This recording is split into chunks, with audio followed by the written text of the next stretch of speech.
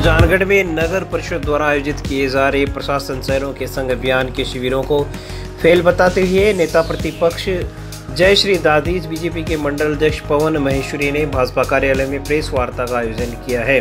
Press वार्ता को संबोधित करते हुए एडवोकेट जयश्री दादीज ने कहा कि पार्षदों द्वारा लिखित में पत्र दिए जाने के बाद भी पट्टा अभियान को लेकर पार्षदों की बैठक आयोजित नहीं करना नगर परिषद की लापरवाही है। दादीज ने कहा कि जिन नगर मित्रों को जनता की सहायता के लिए नियुक्त किया गया था वो नगर मित्र जनता से कई गुना फीस वसूल करके जनता को परेशान कर रहे हैं। उन्होंने कहा कि अनेक वार्डों के लोग गंदगी, गंदे पानी, टूटी सड़कों से परेशान है, लेकिन नगर परिषद कोई ध्यान नहीं देती। उन्होंने आरोप लगाया कि शुभारंभ के दिन केवल 51 लोगों को पट्टे जारी करने के बाद एक भी लोगों को पट्टा नहीं दिया गया है। बीजेपी के मंडल अध्यक्ष पवन महेश्वरी ने कहा कि दिवाली पर शहर के प्रत्येक वार्ड में विशेष सफाई अभियान चलाया जाता है और शहर की सड़कों को रिपेयर किए जाने की परंपरा रही है, लेकिन इस बार ऐसा होता नजर नहीं आ रहा है। डेंगू की रोकथाम के लिए प्रत्येक वार्ड में फॉगिंग को आवश्यक बताते हुए पवन महेश्वरी ने कहा कि नगर परिषद ने इस बार केवल फॉर्मेलिटी करके तीसरी कर ली है। प्रेस वार्ता के दौरान पार्षद मनोज पारिक, हरिओम खोड़, रिचपाल बिजाणिया, गौरव इंदौरिया, पंकज गासोलिया, राजकुमार पारिक, गणेश मंडावरिया, विजय चौहान, रेवत मलाती लोग मौजूद रहे। आज की प्रेस कॉन्फ्रेंस आम जनता को प्रशासन शहरों के संग अभियान की वास्तविकता से अवगत करवाने के लिए बुलाई गई है, क्योंकि साधारणतः ये सब कार्य मीटिंग में होने चाहिए, लेकिन पिछले 9 महीने में नगर परिषद में कोई तरह की मीटिंग नहीं बुलाई गई है। म्यूनिसिपैलिटी एक्ट 2009 की सेक्शन 58 में प्रावधान है कि 2 महीने में मीटिंग बुलानी चाहिए, पर 9 महीने से यहाँ कोई मीटिंग नहीं हुई है। इसलिए मजबूरवश हमें आज ये प्रेस कॉन्फ्रेंस बुलानी पड़ी है, ताकि सुजानगढ़ की आम जनता को इस प्रशासन शहरों के संग अभियान की जो वास्तविकता है वो पता चल सके कि ये मात्र सिर्फ आपको बढ़ा चढ़ा के बताने वाली एक कार्यक्रम है और इसमें कुछ भी नहीं है। धरातल पर इसमें कोई कार्य नहीं हो रहा है। सिर्फ मात्र 51 पट्टे वितरित किए गए थे 2 अक्टूबर को, लेकिन उसके बाद अभी तक 0 पट्टे हैं, क्योंकि इसकी प्रक्रिया इतनी जटिल है कि आम आदमी के समझ के बाहर की बात है। एक गरीब आदमी जब जाता है वहाँ आवेदन करने तो 5,000 रुपये कम से कम उसको देने पड़ रहे हैं नगर मित्रों को। तो 1,000 रुपये का काम आप 5,000 रुपये में करवा रहे हैं, तो आम आदमी का इसके प्रति रुझान ही नहीं है। इतनी जटिल प्रक्रिया है कि समझ नहीं आ रही, तो लोगों का रुझान नहीं है इसके प्रति बिल्कुल, लेकिन उन पे कोई कार्यवाही नहीं की जा रही है। मात्र 51 पट्टे ही अभी तक जारी किए गए हैं। ऐसा क्यों? क्योंकि सिर्फ फॉर्मेलिटीज़ के लिए ये आपका अभियान रखा गया है। हर वार्ड में शिविर लगाने का कहा था, लेकिन आप देख सकते हैं कि पेपर में भी कि वीरान पड़े हैं वो शिविर, क्योंकि लोगों को पता ही नहीं है कि यहाँ हो क्या रहा है। ये जो बोर्ड अभी जो चल रहा है प्रशासन शहरों के संग, ये पट्टे ही नहीं, अभी जो दूसरे जो सामाजिक है, जो बिजली घर है, पानी है, उसकी भी समस्याएं हल नहीं हो रही हैं।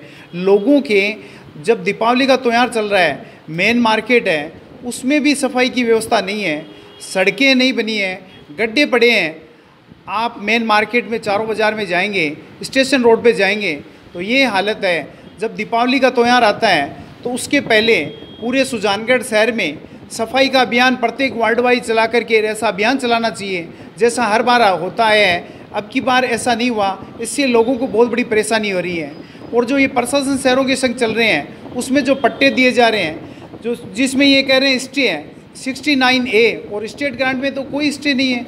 उसके अंदर में जो पुराना शहर है सुजानगढ़ का, उसके अंदर में मैं आयुक्त साहब के पास गया था तो उनको भी खुद को नहीं पता है कि रास्ता कितने हैं। उन्होंने बताया कि मेरे को तो ये 30 फुट का है, जबकि 69A पास में विधानसभा नगर पालिका है, वहाँ 69A के अंदर में जहाँ जो है जितना रास्ता उसमें स्टेट ग्रांट और उसमें कोई पाबंदी नहीं है। सुजानगढ़ के नातो तालाब स्थित संजीवनी बालाजी मंदिर में जीर्णोद्धार के बाद अखंड रामायण पाठ का आयोजन किया गया है।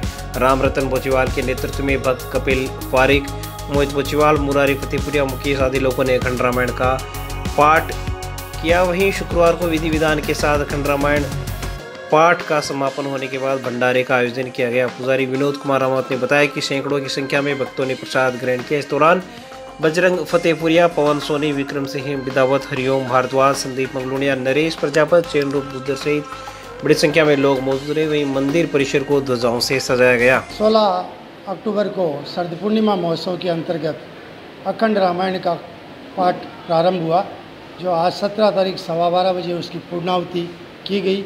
उसके बाद बालाजी महाराज का भंडारा प्रसाद के रूप में और शरद पूर्णिमा महोत्सव कोविड की गाइडलाइन में मनाते हुए सालासर बालाजी के जिस अनुसार पट मंगल है उसके अनुरूप हमने पहले ही शरद पूर्णिमा महोत्सव को आयोजित करके इसको आज के दिन संपन्न किया है। जिस प्रांगण में हम लोग आज एकत्रित हुए हैं, ये 100 साल से ज़्यादा पुराना मंदिर है।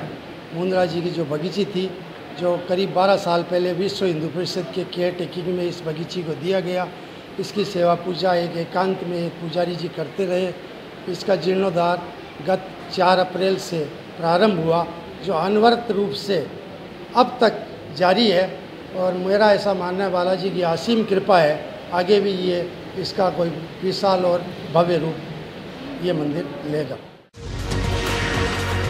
सुजानगढ़ सदर थाना अंतर्गत गांव गिडाप में बोरवेल की खुदाई के दौरान पास में खाना बना रहे युवक की बोरवेल गाड़ी की टक्कर से मौत हो जाने का मामला सामने आया है। जानकारी के अनुसार सदर पुलिस को मृतक के भाई चंपालाल कटारा निवासी पीपलगढ़ जिला प्रतापगढ़ ने रिपोर्ट देकर बताया है कि उसका भाई सूरज गांव गिडाप में मजदूरी के लिए आया हुआ था।